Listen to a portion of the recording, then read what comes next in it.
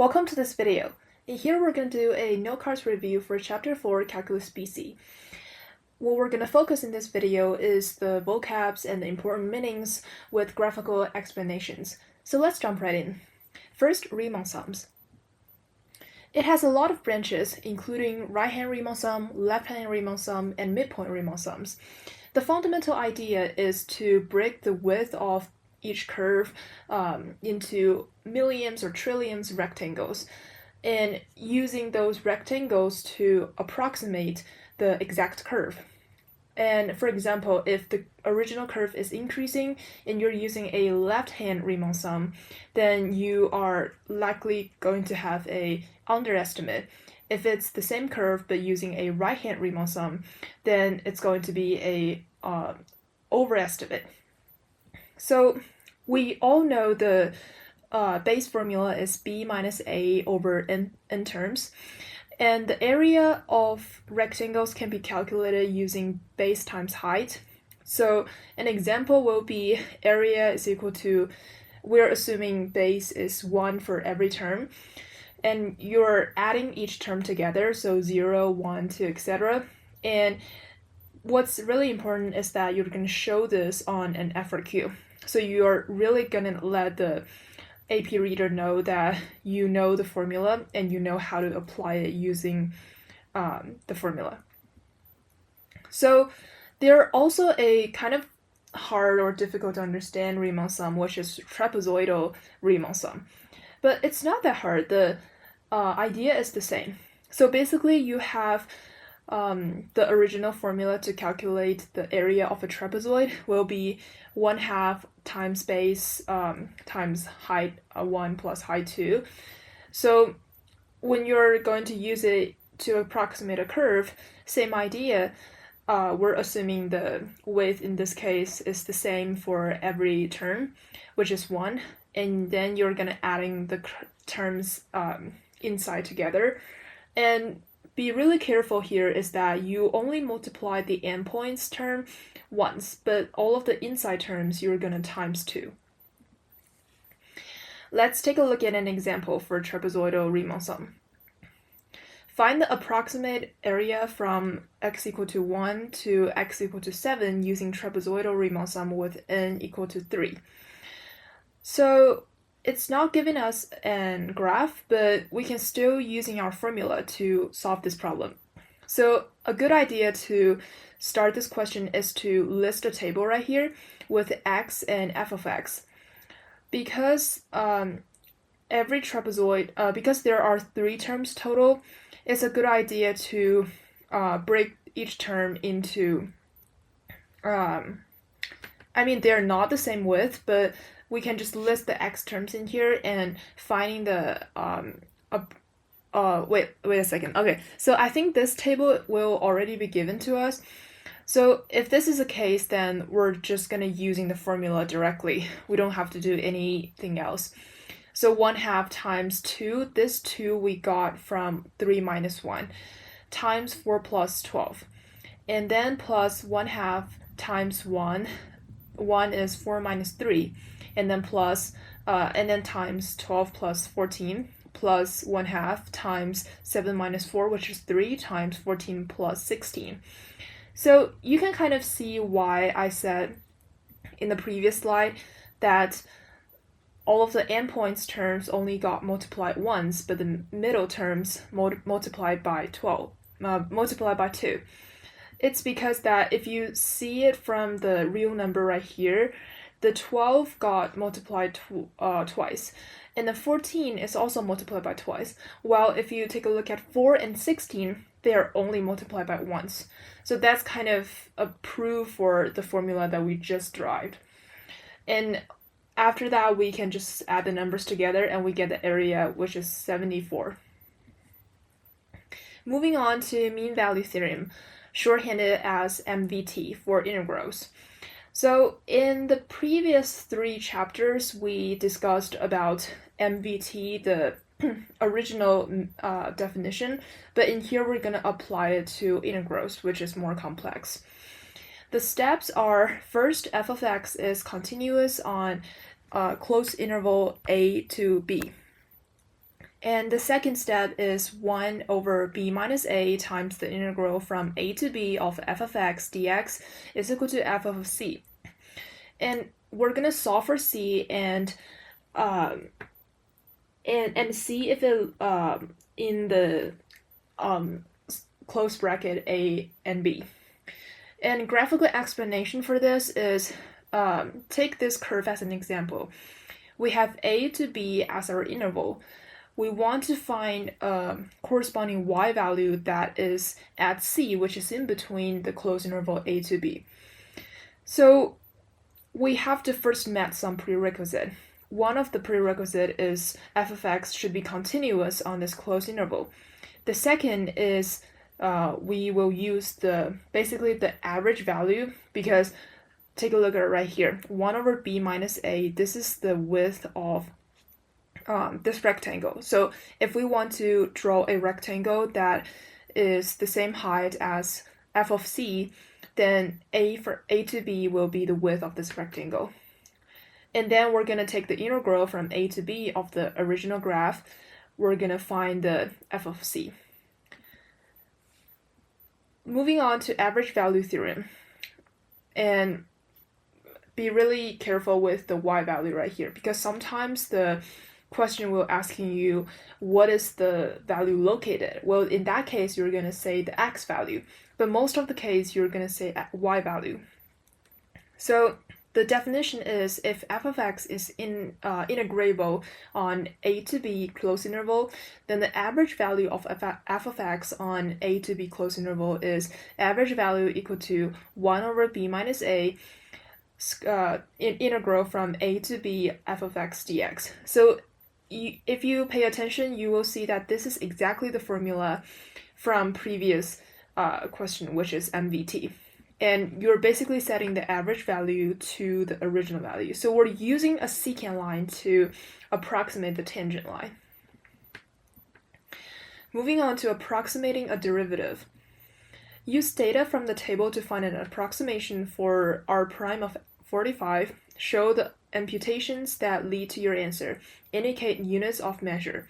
Approximate derivative, you have to find the slope. So most of the cases, the question will give you a table. In here, I'm just trying to show you the idea. So we're assuming the numbers that besides 45, like only less 1 unit from 45 and greater unit from 45 is 55 and 40 accordingly. And then we're using the basically the delta y over delta x. We're finding a approximated secant line. And this secant line, we're using it to approximate the tangent line at 45 for this function. Over or underestimates tangent line versus Riemann sum. This is the idea that I talked in previous section when we were talking about left-hand, right-hand midpoint Riemann sums, and we're just gonna re-emphasize it right here. The tangent line is gives you concavity. So f double prime of x is plus or minus on this closed interval, whatever the interval is from where to where. F of x is concave up or down on this interval. Therefore, an over or estimate or underestimate has been made.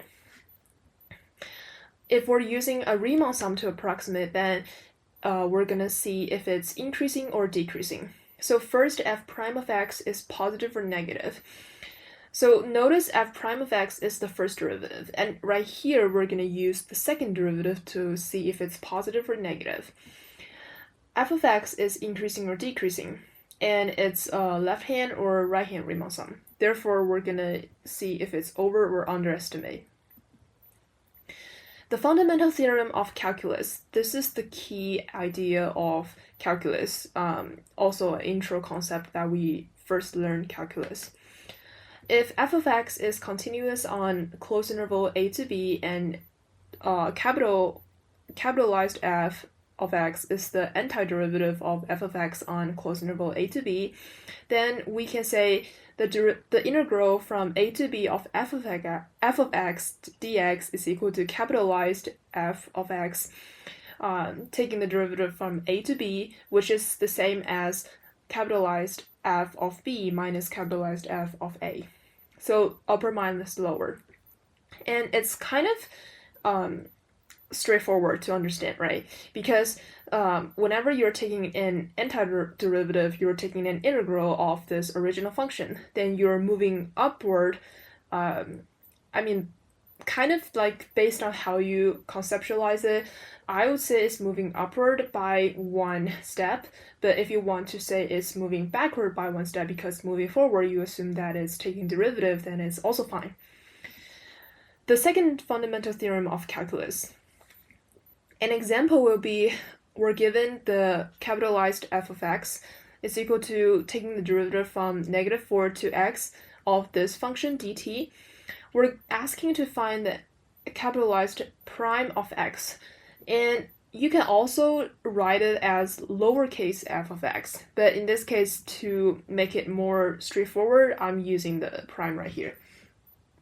But basically the ideas are the same. So you're going to use ddx to taking the antiderivative of this taking the derivative of this function. But while you're taking it, you are going to remember the chain rule. In this case, we don't actually gonna pay attention right here because this x, the derivative of x is just equal to 1. So whenever we're multiplied by 1 or something, like if it's a constant, then it doesn't really matter. So in this case, it's just going to be 6 times x to the second power minus 3x plus 1. So what you're just going to do is plug in x for every t term. So replace t with x. But since the chain rule right here is just equal to 1, you don't have to really care about it. However, in the example down right here, remember the chain rule, because in this case, the upper interval change it to x squared. Therefore, when you are taking the derivative of x squared, it's becoming 2x. So you have to take into account of this term while you are taking the derivative. So it becomes 6x cubed. U substitution is a really important concept. So take a look at this definition right here. Whenever you're taking an integral of f of g of x times g prime of x dx, this will give you the capitalized f of g of x plus c. Remember the plus c right here. An example will be this function right here, taking the derivative of 2x times x squared plus 1 to the 4th power dx. We're using u for x squared plus 1. Then we're taking the derivative of this u, which gives us 2x dx. And you can see that 2x dx just taking account of these two terms. And it's pretty nice because we don't have to care about those anymore. And for this inner term, we can just replace it using u. Therefore, this complex, ugly integral just becomes u to the 4th du. And it's pretty nice because we know how to take this integral pretty easily, which is 1/5 times u to the 5th power plus c. And then at the end, we're going to substitute x squared plus 1 back into u. And this is our final answer. Integration of even or odd functions. So the even function is symmetric with y-axis. And to use a function to represent it will be f of negative x is equal to f of x. Take a look at this graph. You can see that it's symmetry of y-axis, meaning that negative a and a, they are the same distance to the y-axis. So we can use it to, whenever we're doing an FRQ that including symmetry with y-axis or even function, we can just use 2 times 0 to a or 2 times negative a to 0 to represent the integral from negative a to a of original function. However, for an odd function, this is symmetric with origin. So f of negative x is equal to negative f of x. So take a look at the function right here. The graph you can see that it's symmetry with the origin. So negative a to a, the integral of f of x dx will just be 0, because the areas on both sides just cancel each other out, because the area right here is negative, the area right here is positive, and they are the same amount, so if you add them together, they will just yield 0. Accumulation. How much at t is equal to something? So this is pretty useful when you're dealing with a application problem. A of t is equal to initial plus amount in minus amount out, because AP really like to asking you about like what is the water amount in this tank after like how much time, or at t equal to some number, and in that case you're just gonna use this idea for the integrals and everything will be worked out. Power rule for integration. Taking the derivative of x to the n times x to the n dx is equal to what? Power rule is really important, so pay attention right here. This function that we just said in the previous slide is 1 over x plus 1 times x to the n plus 1 plus c. And this is kind of also, we kind of already introduced it in our previous slides, but this is kind of a re-emphasize right here. This is called power rule for integration. And, okay, so sorry, I skipped a slide. Some trig antiderivatives, the integrals, so those are very important. If you memorized it, then on the test it will really reduce you a lot of like thinking times, and you can just be more easy to solving these problems. So the antiderivative, or the integral of sine of x dx is equal to negative cosine of x plus c. A little trick that helped me to memorize those integrals is thinking backwards of those derivatives. So what derivative will yield you with sine? So it will be negative cosine. Therefore, when you're taking the integral of sine of x dx, it will give you negative cosine of x. And same thing, integral of cosine of x will be sine x plus c. Integral of secant squared x will be tan x plus c. Integral of cosecant x dx will be negative cotan x plus c. Integral of secant x tan x dx will be secant x plus c. Integral of cosecant x cotan x dx will give you negative cosecant x plus c. Integral of tan x dx will give you negative natural log of the absolute value of cosine of x plus c. And this one, you can also write it as natural log of, I remember it's secant x plus c. And integral of cotan x dx will be natural log of absolute value of sine x plus c. Wait a sec. Okay, yeah. So, and in here, the integral of secant x dx will give you the natural log of secant x plus tan x. Remember to put the absolute value sign around them, plus c. Natural log, I keep saying natural log, I'm sorry. Integral of cosecant x dx will give you negative natural log of absolute value of cosecant x plus cotan x plus c. And yeah, those are all of the fundamental concepts for chapter 4, with some graphical explanations and some formulas just re-emphasized to you that you should memorize. I hope this video will help you to ace your exam in whatever is an AP exam or a final exam at your school. I hope this last minute video will help you. Thank you so much for watching. I hope you have a great day.